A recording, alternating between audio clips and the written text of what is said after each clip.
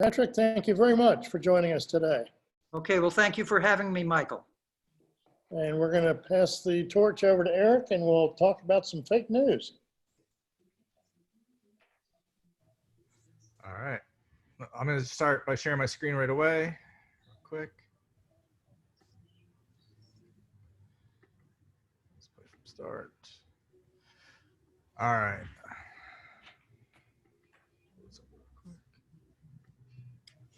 So my project, fake news, it's fake news, a historical archive of the Donald J. Trump presidency. This project is, I tell people all the time, this is not my artwork. My photography is completely different from this. To give you a quick brief background, I grew up in Bethlehem, Pennsylvania. I went through RIT, so I have my photo undergrads are from there, and then the geek side of my printing is from RIT, and then my book art side, my MFA is in book arts and printmaking from University of the Arts in Philly. I was doing that while I was teaching full-time at Mercer County Community College. And I bring that up because I see one of my former students, James LaShaw, who's actually now in South Carolina, is actually here today, so thank you. But really where this project started, just so you also realize, the books are really meant, I highly doubt people are gonna buy them for themselves, but it's really meant to get into archives and special collections at universities so people can research this in the future. At the same time, making sure everybody has access to it. Right now, volumes 1 and 2 are up on fakenewsarchiveproject.com, but I'm working on getting volumes 3, 4, and 5 up there, which I just completed, and I'll explain more about that. But that way, anybody has access, no matter your availability of funds. But really where the project comes from is my kids. My son was 6 years old during the last election, and he was in first grade, and we never really talked about politics with him. And then one day we get a note that they're going to run a mock election for the campaign because instead of playing kickball or soccer on the playground, the kids were actually debating Hillary versus Trump.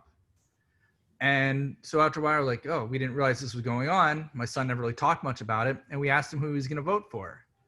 And he said Trump.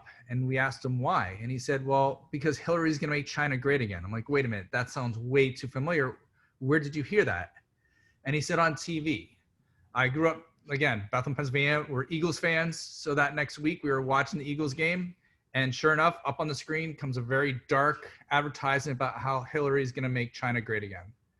And so what we realized is we had to talk to my son about politics, and he was only 6 years old. And we didn't want to shape him one way or the other. So we just had to let him know about what happens with advertisements and different pieces. So I started to try to collect. Initially, it was election day, and then I believe inauguration was the next.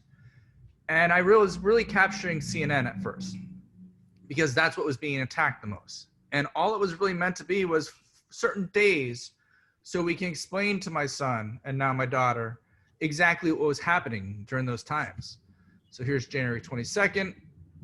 And so what I've been doing is I realized very quickly to really show what was happening during those moments, I needed to capture more than just CNN. So it then turned into CNN, ABC, Fox, New York Times, and Washington Post. And I would go through that particular order because I want to make sure it wasn't where, oh, Fox is put on the right-hand side, because then it's showing a little bit more of my basis where it's left versus right.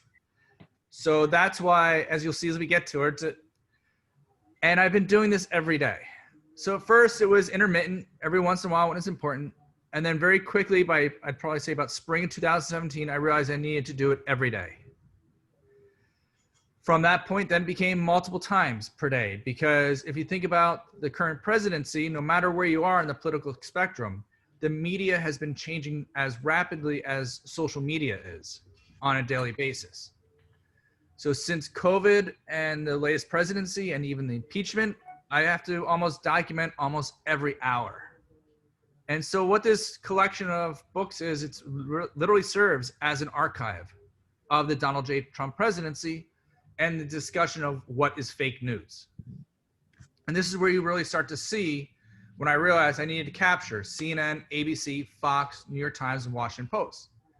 And what I would do is as I would visit the websites, as it was changing, I would recapture only if something has changed during that time. And if we think about it, fake news is nothing new. Benjamin Franklin actually ran a fake news campaign against Native Americans many, many years ago. So we think about fake news as just being part of his presidency, but there's a lot more to history than that. And that's why I'm trying to document it here.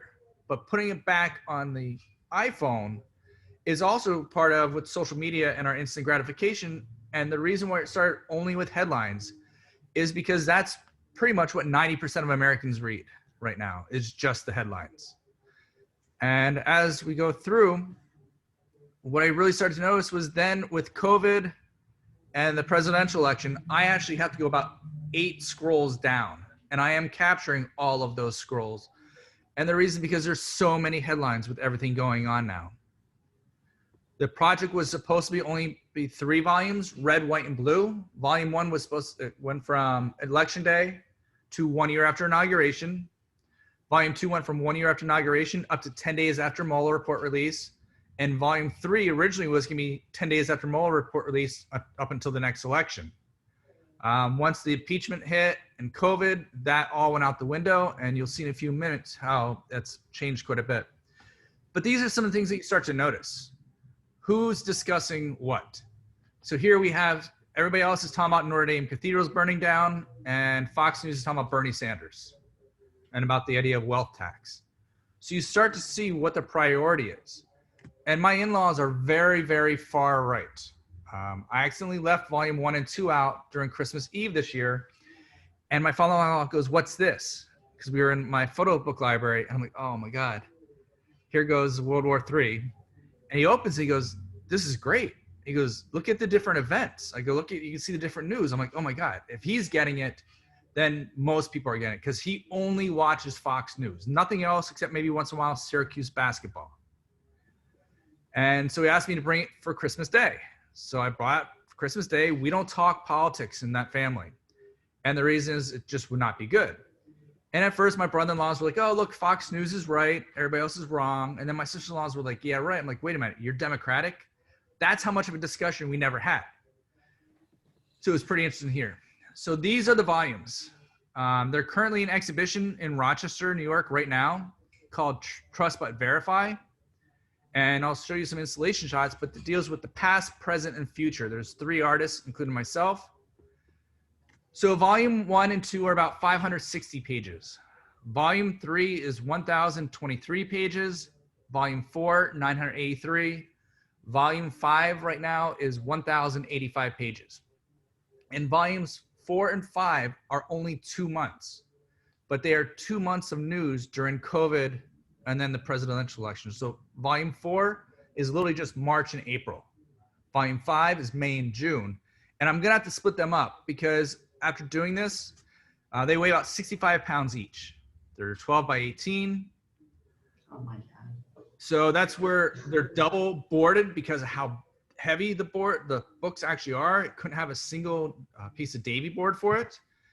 And then luckily being at RAT, I'm able to use our UV inkjet machines for all the cover printing on them. So this is just an example of volume 1, 2, 3, 4, and 5 before they're actually cased into the books. And this is where volume 5, after it was sewn together, I literally had to jimmy rig the book into the guillotine cutter just to be able to make the final trims. And this shows you I had, on the edges, I did not have any extra clearance for maybe even 2 more pages. It was that tight.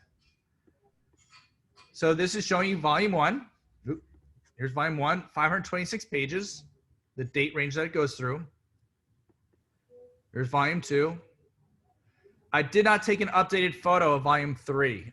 I got rid of the white stars. It is just a blue volume with red text. And then anything that starts, for me, it really seemed that the news started to explode on March 2nd. So anything after March 2nd will be in a black volume just for what's going on in America at this time. And so here's volume 5. And here's some installation shots of it at the gallery. So the reason for having the gallery show is really talking about, there's 3 artists. The first one is about fake history. So they're doing a fake history on society. And I'll show you some examples of that. And then on the other side are my 5 books throughout the gallery where it's about what's going on today. And then an artist from England has deep fake technology on video. Basically what's happening right now in the campaigns, but it's going to get much worse as the technology progresses. And that's part of it also, this particular exhibition. So that's why we past, present, and future. And for me, the entire goal for this is for people to look at it and remember all of the events that we've forgotten. No matter where you are on the political spectrum, I don't care.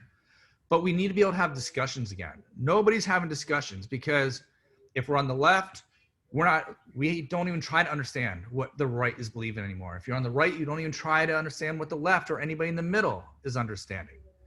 And this is what we have going on today. I mean, we have to address what's happening in Rochester, New York. Here we had Daniel Prude before George Floyd was killed by the police. And now within the last 24 hours with Ruth Ginsburg's death, we also then have Trump, right away saying there's an obligation to immediately fulfill the Supreme Court vacancy. So, and one thing about this, the books, you'll see at the top of these two on the right, they are time-stamped. They go in order. I'm not editing them. And that's why there was the importance of putting it back on the iPhone, was so that you could realize that these are not altered. This is exactly what was happening at that time. People get freaked out when they see my battery in the upper right-hand corner start to die. Like it's getting red. It's like, oh my God, it's gonna die. It's like, don't worry, it's done, it's captured. But this is what we're gonna see in the history, how the different channels were talking about the events on the day. And this is the exact same time, CNN versus Fox News and what's being discussed. So here's, again, so this is the actual exhibition. So the shelves are also painted red, white, and blue, and then the other two are black. And in the back here, you can see Bill posters. It's his actual deep fake technology video. He actually has one with Trump. And it's basically him counting through the alphabet is what it is. But it's with his voice. Here's the red, white, and blue. So again, for me, the goal of these is to get them into archives and special collections for people to look at them in the future. On the right-hand side, this is the fake society or fake history of society. By the way, do all of you know that Leonardo da Vinci invented photography in 1501? If you look at this brick in the upper left-hand corner. So some of the events are dated since Trump took office, 2016 to today. And what was really great was the juxtaposition between the two, because somebody would be like, wait, did this happen on this day? But they could go to the books and kind of have a cross-reference. And you can see how massive these books actually are. They're giving gloves to everybody because of COVID. There was reduced opening where you had to basically make appointments. And the night of the opening was the first night that there was the police firing on the protesters in Rochester, literally an hour after we left the gallery. And it's within a block and a half. Our car was right next to Martin Luther King Park where the protest was going on. So I'm also using the book to try to do things like this, where it's called Fake News Unglued, Rebroadcast News. It was supposed to be in person on June 14th, Flag Day, which is also Trump's birthday. And we were going to try to have it nationwide where we gave the pages to people and allowed them to rebroadcast what they thought was important. And I'll show you very soon an example of how we did that in 2 galleries. But if anybody's interested, the idea is I'm giving these pages away. Why? I don't think they belong to me. Yes, I created this archive, but in the end, this belongs to everybody. And what I want people to do is pick the media, the events that they feel are important before the next election and put them back up online. Whether you're left or right, it doesn't matter. We all have different things that are important to our values. And that was the, if you're interested in the full talk, it's an hour and 15 minutes where it's a Q&A with the curator. If you go to the YouTube and just search for my name, you'll find it. That's what the infographic looks like on YouTube. 2 more slides. So this is one of those events. This was at A. Smith Gallery in Johnson City. I took a time lapse.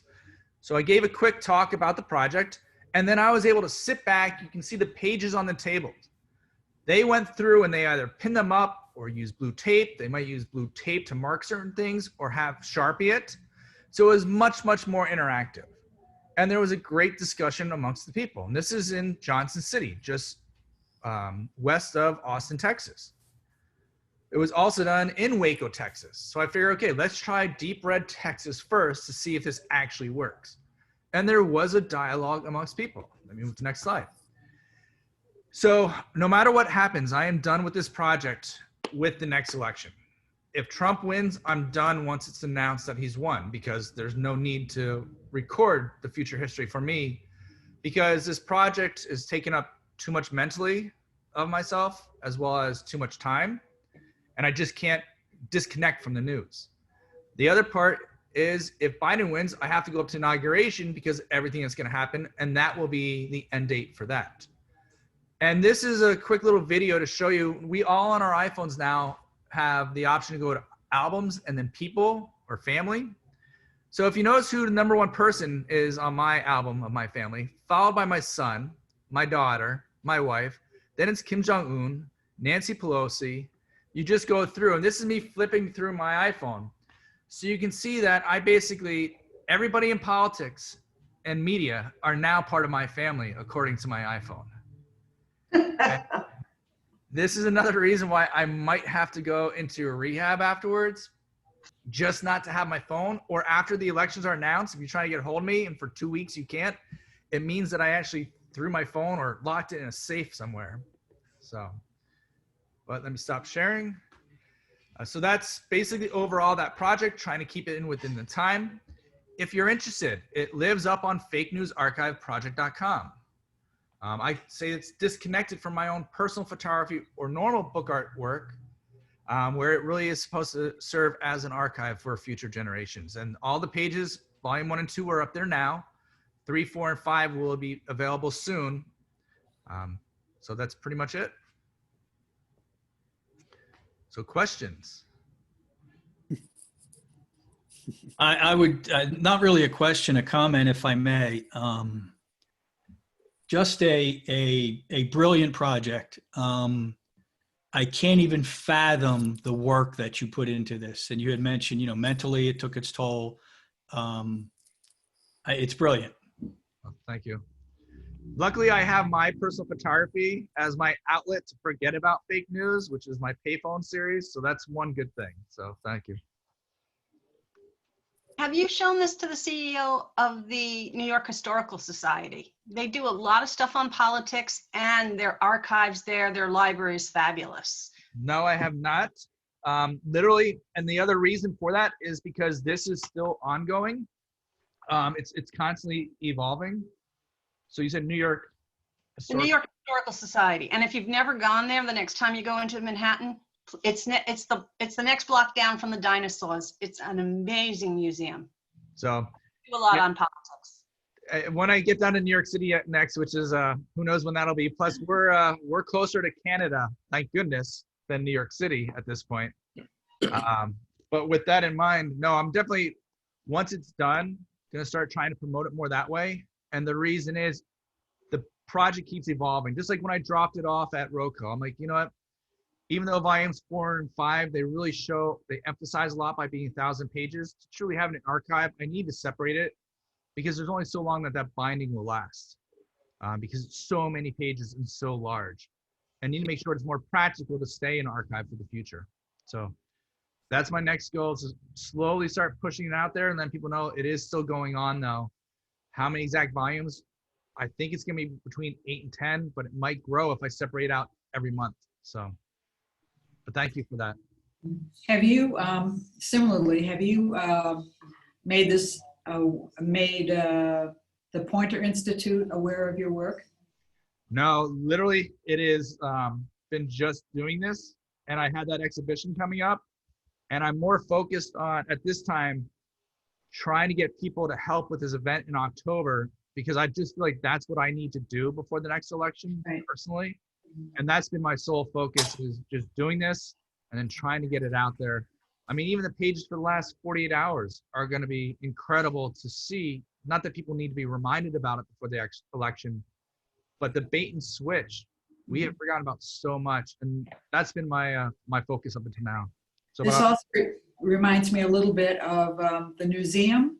It's closed now, but every day they had front pages from around the country. exactly. Yeah, the museum, when 9/11 hit with my photo students at RIT, we had collected about 84 newspapers from around the world because that was our way of like, what are we gonna do in class? We can't talk about f-stops and shutter speed. So we talked about how photo and video would influence that day. So The event in October that you're putting together, can you talk a little bit more about that and how to get involved? yeah, really, the way to, I'm gonna do is the pages are gonna be available to anybody to download for a web size because otherwise it'd be too large. But with that, what we're gonna do is you download the PDFs now because we can't do it in person, and you can take it. There'll be an instruction sheet for everybody. You take the PDF, you find the pages that you like. You can then open it in Photoshop, just open those pages and then save them out as JPEG. And then all I'm asking people to do is start to post it on their own social media or get other people involved. Other professors from different universities, what they're gonna do is get their students involved. And so the more news that we put out there and start hashtagging fakenewsarchiveproject.com, let alone fake news, and I have a set of about 15 hashtags. So we can start to just overtake social media to put it back in front of people's faces. So I'm trying to keep it as simple as possible where you simply download the PDF for free and then teach people how to do that, where they find the pages that they think are important, open in Photoshop, open those pages only, and then save out those JPEGs. Because otherwise there'd be so many JPEGs you'd have to sort through on my website, the Fake News Archive Project website. So trying to make it as simple as possible. If anybody has any ideas for making it simpler, please let me know.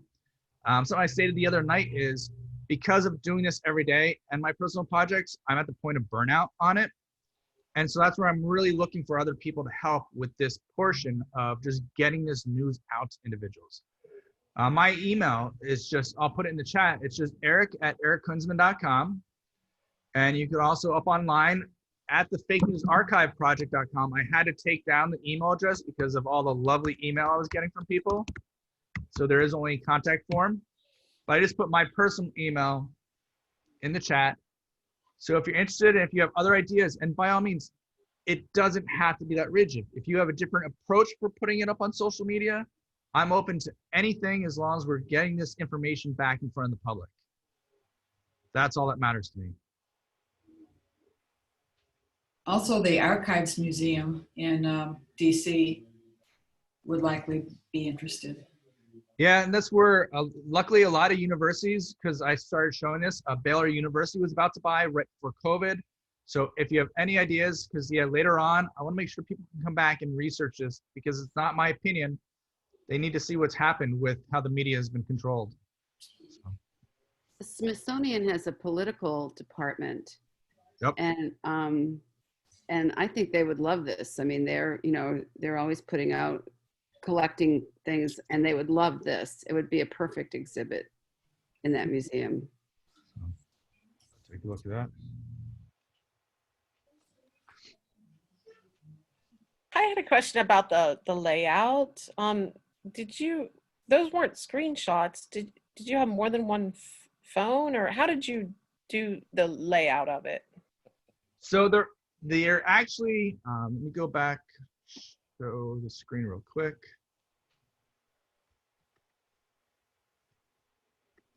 So they are actually screenshots.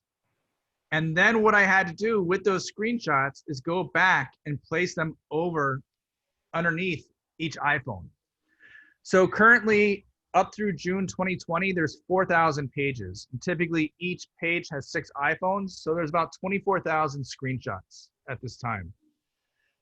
So I had one of my assistants and an intern from RIT helping me out with that also, because it's just repetitive. We've set it up within InDesign where we can almost easily drag and drop, and then we change the order, what's in front and back. So yeah, these are actually all individual screenshots. They're not actually photographs of the iPhone. But the reason for putting that back on there is for people to understand that this is not being altered at all. The actual screenshots will be archived as well. So if anybody ever wants to challenge, oh, something was changed, well, here's the original PNG with the timestamp. You can see that nothing's been altered. But that's just been my approach for this particular one, is to put them back all back. And you can see I went from an iPhone, I think 7 to the iPhone 10, and that changes during the project also. Yeah. So it's been a lot of fun. No wasted time at all making this. Anybody else? No, I just was going to say I admire your commitment to sticking it out as the project grew to, what had to be some days overwhelming proportions. Yeah, I've been done with this project for about 9 months. I think, Dave, thank you for coming, David. And we've actually talked about it. You knew about the original event that was planned, and then everything. Right. It's also just being flexible with everything that's going on, because the world's changing so quickly. And I've been doing this for about not 9 months, basically mid-April with COVID. I just didn't want to do it anymore, but I had to finish it. So that's why no matter what, I'm done after this election. So, but thank you. Have you recruited somebody to take on the next 4 years? No, Whatever they may be? no, I don't even want to. Hand it off to somebody. No, I don't even want to think about that. I hope we don't need another 4 years. That's just my personal take on it. But yeah, no, I can't even talk about it. Let's just put it that way. I get tongue twisted because I'm just done. So. Yeah, I can understand that. I reach my tolerance on social media very quickly. Yep. Because it's a great way to put out information, but it is not a platform to have a meaningful discussion on really anything at all. Nope. Yeah, no, that's hard part. And that's the only thing I did forget to mention. People always ask, what about Trump's tweets? The only time I've included Trump's tweets would be volume 3 when it was impeachment. And the reason why I look at it is that was directly affecting him. So that was his defense. I refuse to put any of them in for COVID or the election just because of everything that's going on. So the only time you will see in these books where there are tweets is the impeachment, because that was, as I said, directly correlating to him. So. Yeah, well, it's not news in the traditional sense, in that it's strictly personal opinion. There's no filter. Exactly. And I'll add to that. I think the world would be a whole lot better off if nobody paid any attention to his tweets. We've been trying to say that, and that's why, since everybody has been, that's why I figured I wanted to document it. So. Yeah. And if anybody else has other ideas on where to place it, or other people that might be interested in the social media, trying to get it back in front. And we all know, it's like I said, my in-laws, it's been amazing how my father only watches Fox News, but we can have a discussion around the books and the events. It's pretty amazing that we need that kind of as a barrier or a buffer to allow us to have discussion. So. Power of the printed word. Yep. And by having them all together, you can't argue that it's fake news. It becomes the events. So I was going to mention Vanderbilt University in Nashville has, their massive TV news archive. They would probably be extremely interested, I would think. All right. Thank you. Yep. Anybody else have anything for Eric? If not, we'll wrap up for today. Thanks. Exciting project. Thank you, Max, for joining us today. Eric and Patrick, thank you for joining us today. Both of your projects are quite well received with our group. So keep it up. And I know I'll be talking to both of you in the future about other things. All right. Next month, which happens to be October 17th, we have Fran Foreman and her newest book, The Rest Between Two Notes, and Ann Berry will be talking about her 21st edition's book of Primates.